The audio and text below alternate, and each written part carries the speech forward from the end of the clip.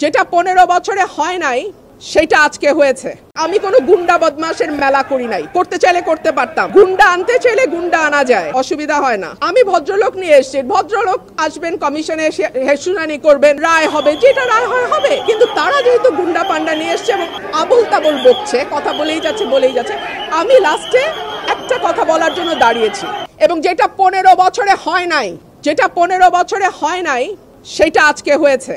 Almost আমার গায়ে ধাক্কা দিয়ে আমাকে ফেলে দেওয়ার চেষ্টা হয়েছে। যেই বিএনপির নেতা কর্মীদের জন্য গত 15 বছর লড়াই করলাম, তারা আমাকে এখন ধাক্কা দেয়। তো ঠিক আছে, ধাক্কার বদলে তো ধাক্কা আসবেই, তাই না? সেটাই হয়েছে। সত্যিটা বলতে গিয়ে আমাকে প্রায় মেরে ফেলার মতো একটা অ্যাটাক করা হয়েছে।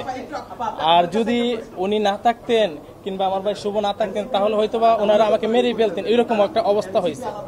আপনারা তো সবকিছু দেখছেনই, অথচ আমার দোষ ছিল, আমি সত্যিটা বলতে গেছি।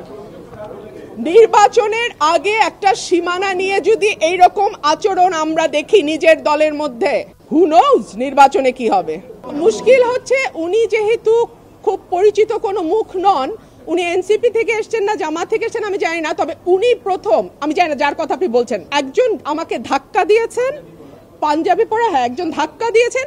তারপরে আমার লোক তো বসে থাকবেন, আমি তো একজন মহিলা, এবং পরে যখন আমার লোকজনকে মারধর করেছে, আমার লোকজন জবাব দিয়েছে।